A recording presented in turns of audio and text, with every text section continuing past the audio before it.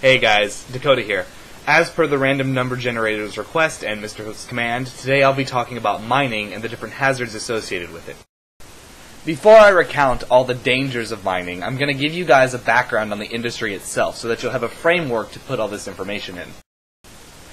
To provide a little perspective on this, first you have to realize that the vast majority of all of the energy that we use here in the US comes from the mining industry. Coal is used in power plants to provide electricity for homes, and the different fuels and gases that we get are used mostly in transportation. Okay, so first we're going to break down the mining industry into its 5 main parts. There's oil and gas, coal, metal ore, minerals, and support. But since we'll be talking about the dangers associated with mining itself, the support aspect isn't as relevant.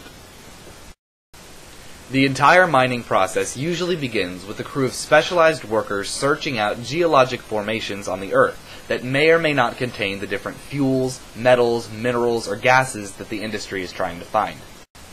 Then, satellites overhead scan the ground and the Earth underneath it to provide data over whether or not the deposits are worth going into.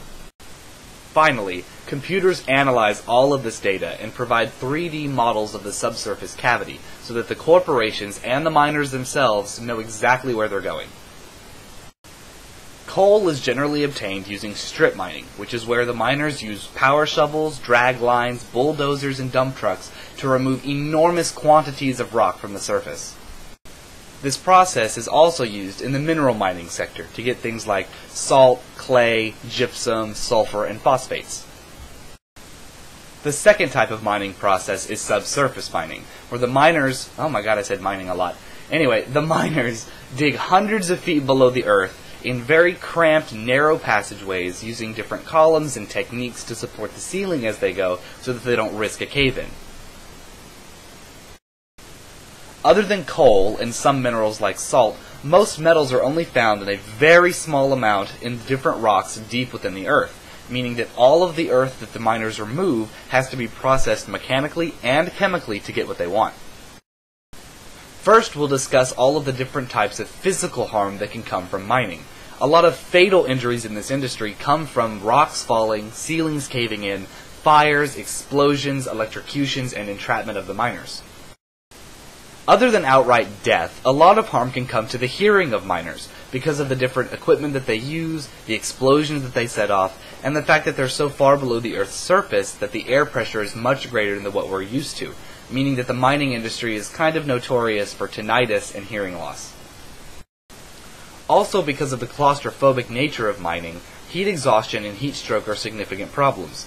The further down you go, the closer you are to the mantle of the Earth, and the higher the ambient temperature of the rocks around you get.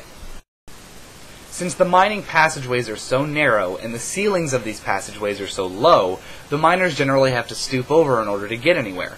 Over a prolonged period of time, all of this stooping can cause neck, shoulder, back, and hip injuries when the joints get out of whack. Additionally, all of the equipment that the miners use is very powerful, and when it scrapes against rock, it produces massive vibrations. These vibrations, also over a prolonged period of time, can cause internal injury and structural damage to the bones of the miners.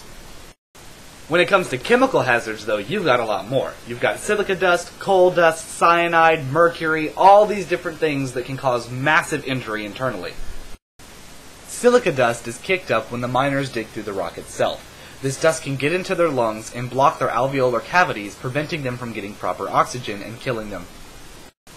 Coal dust acts much the same as silica dust and can cause the same effects. But there's the added danger that any tiny amount of flame or spark can set off a massive explosion from all the coal dust floating around in the air.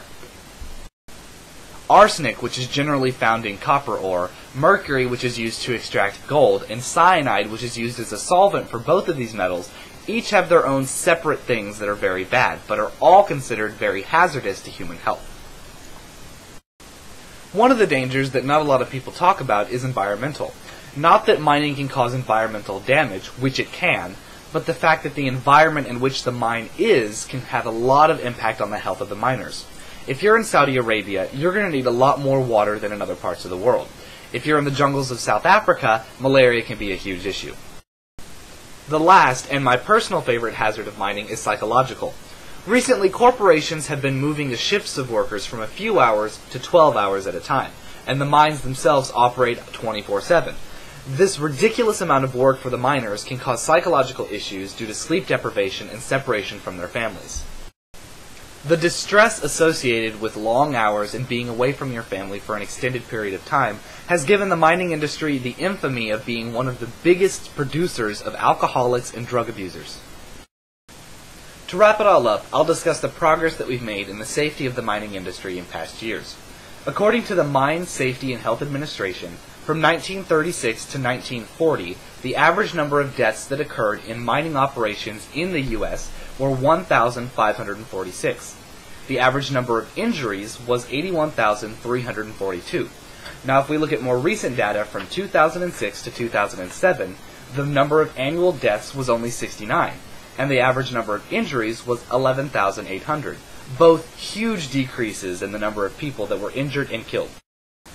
While both of these decreases are testaments to the significant progress being made, corporations can no longer only worry about the health of their workers. More and more people are crying out against the environmental damage that mining can cause, meaning that the mining industry as a whole still has a lot to work on and a long way to go.